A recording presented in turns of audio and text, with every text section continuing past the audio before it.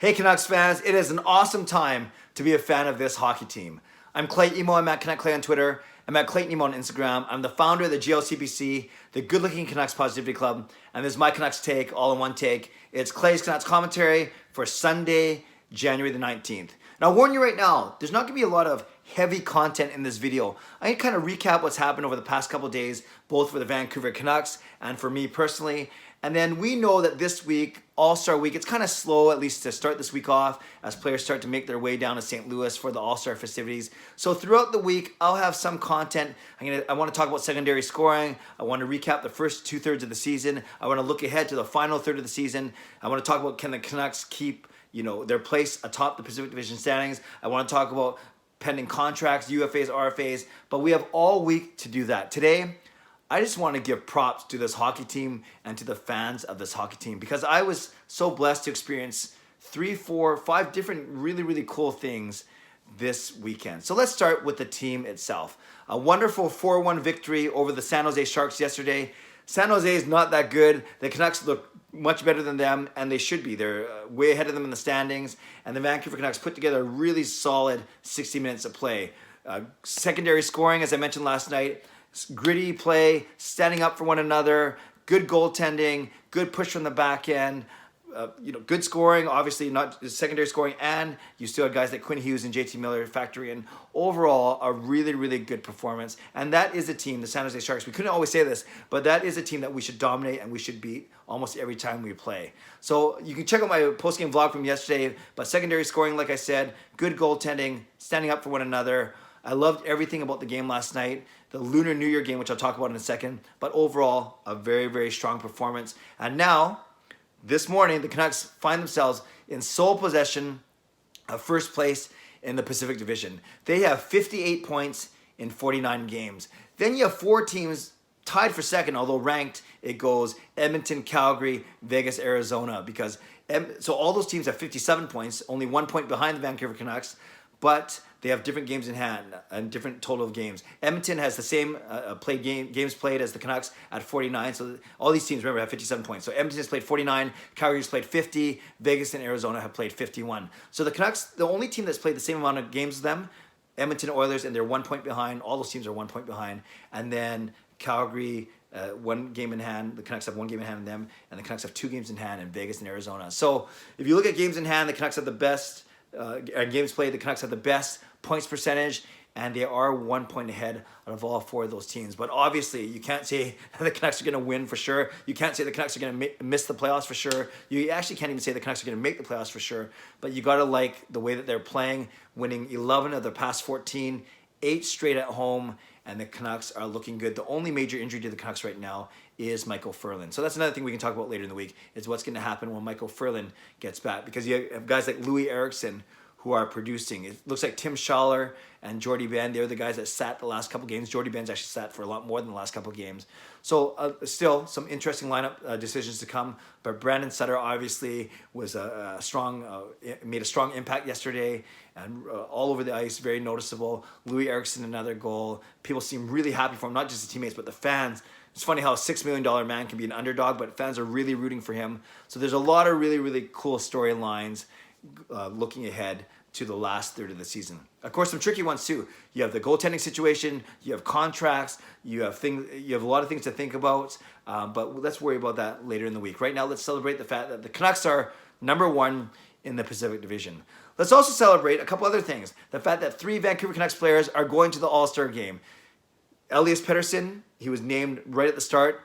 Kind of funny how the other 2 happened. Jacob Markstrom was named an injury replacement or a replacement for Marc-Andre Fleury, and then Quinn Hughes was voted in as last man in. So kind of 3 different ways that the Canucks got in, but the Canucks are the only Pacific team that have 3 players representing their team. So it's an awesome, awesome honor, and I can't wait to see what happens this weekend, the skills, and then the game itself. Also, some good personal news, not for me, for one of the Canucks players. Bo Horvat and wife Holly announced that they are expecting a really cute Instagram post covering up the eyes of their Frenchie named Gus basically saying he doesn't know yet. Not sure how he will know. Besides, I don't think dogs can read, and I certainly can't talk.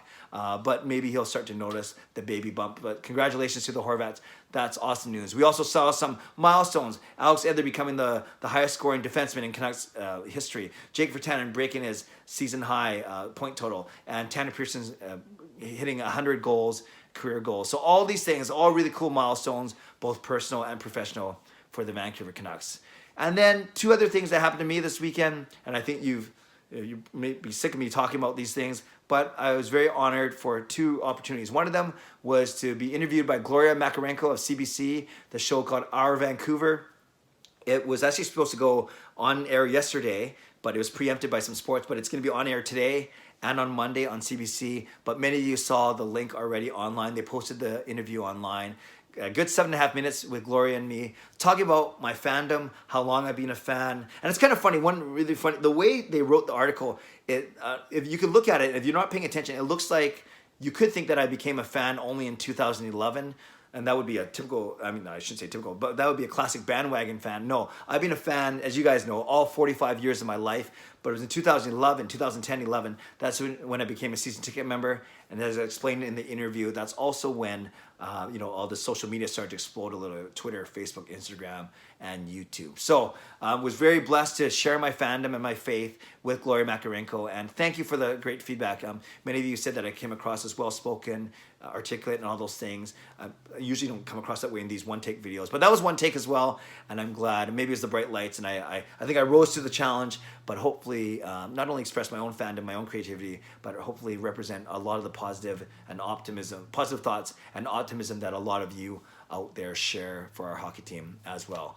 And then lastly, you guys know I was there at the game last night as the Canucks celebrated the Lunar New Year, and I was teaming up with TD to work on one of their activations called the TD Wishing Tree. And basically, we wanted Canucks fans to write out their wishes for themselves, for fellow Canucks fans, for the community, hanging them up on this cool tree made up of hockey sticks, and they wanted to get to 888 wishes because that 8 is a lucky number in Chinese. It means prosperity, means good fortune, longevity, all those things. And they surpassed the 888 wish. I don't know actually what the final total was, but I know they surpassed it during the second intermission. And I think they shut down during the third period. So they made it, they made their goal, and it was such an honor to work with TD and to work with my collab partner, my musical collab partner, Marie Huey. She was also another influencer. I also met a wonderful lady named Jennifer Chan, Jen Chan Media and Jen Chan Photography. Sat with her all game. You might have seen my stories from last night. So overall, it was a really, really good time, a chance to celebrate my fandom, to spread some good cheer, some good wishes, good fortune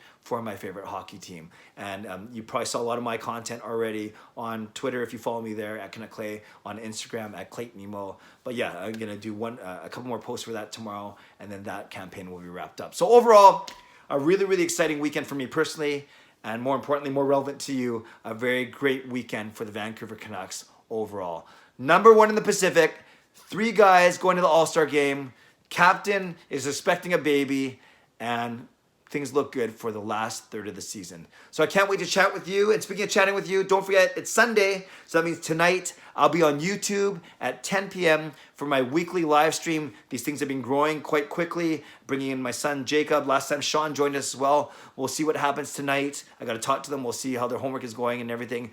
But tonight, make sure you join me 10 o'clock on YouTube for my weekly chat, weekly live stream, talking Canucks. And obviously, we're going to have a lot of good things to talk about. So Canucks fans, hope you enjoy your Sunday, some NFL football. I'm going to upload this and then watch my interview on Our Vancouver, if anyone wants to watch that, but you can catch that online as well. And thank you for everyone that I met at the game yesterday. It was wonderful meeting all of you. I don't want to name names because I'll forget some people, but I met about a half dozen people for the first time last night, and it was wonderful to meet all of you at the game. So thanks for stopping by to say hello, and thank you for supporting the TD Wishing Tree as well.